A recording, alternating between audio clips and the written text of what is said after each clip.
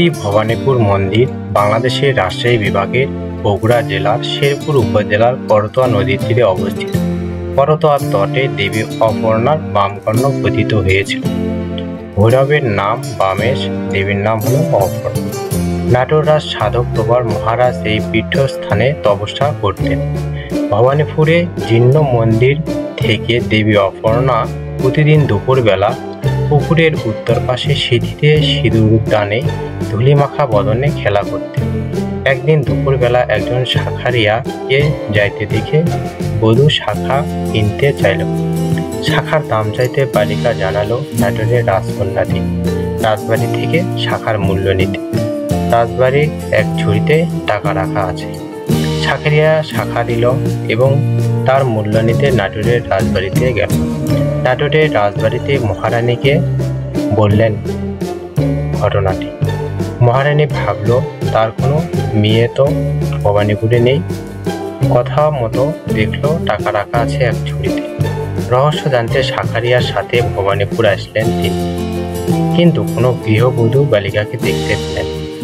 তখন মহারানী শাঁখারিয়ার উপর রেগে গেলেন। শাঁখারিয়া ভীত হয়ে প্রার্থনা করলেন। তখন দেবী অপর্ণা পুকুর হতে দুই হাতে শাঁখা দেন।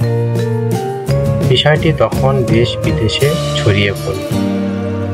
এই অলৌকিক ঘটনা থেকে পুকুরের নাম হলো শাঁখারিয়া পুকুর এবং তীর্থস্থানের শুরু হল। প্রতি বছর মাঘ মাসের শেষ বুধবার এখানে চান যাত্রা হয়।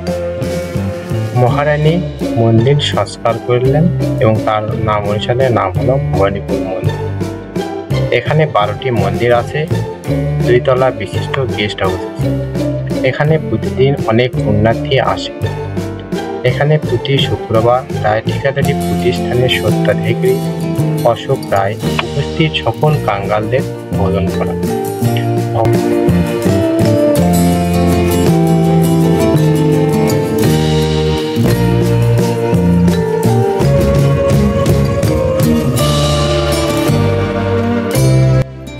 মা ভবানীপুর মন্দিরে বিয়ে এবং অন্নপ্রাশন অনুষ্ঠিত হয়। বিবাহ এবং অন্নপ্রাশনের দিনে যাদের বিয়ে এবং যাদের সন্তানের অন্নপ্রাশন থাকে তারা সবাই আসে। অনুষ্ঠান শেষে তারা অনেক ভালো সময় কাটায়।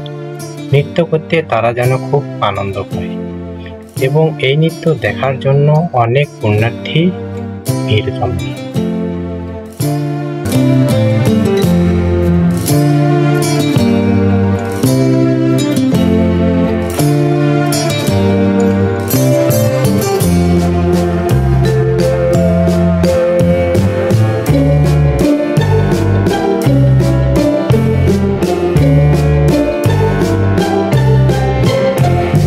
ভবানীপুর মন্দিরে আসতে হলে ঢাকা রংপুর মহাসড়ক হতে শেরপুর উপজেলার মির্জাপুরের বগুড়া বাজার থেকে পশ্চিম দিকে বা শেরপুর বটতলা থেকে পশ্চিম দক্ষিণে রাস্তা দিয়ে আসতে হবে। ভিডিওটি ভালো লাগলে সাবস্ক্রাইব করে লাইক কমেন্ট শেয়ার করুন। নতুন ভিডিও পেতে আমাদের পাশেই থাকুন। নমস্কার সকলকে।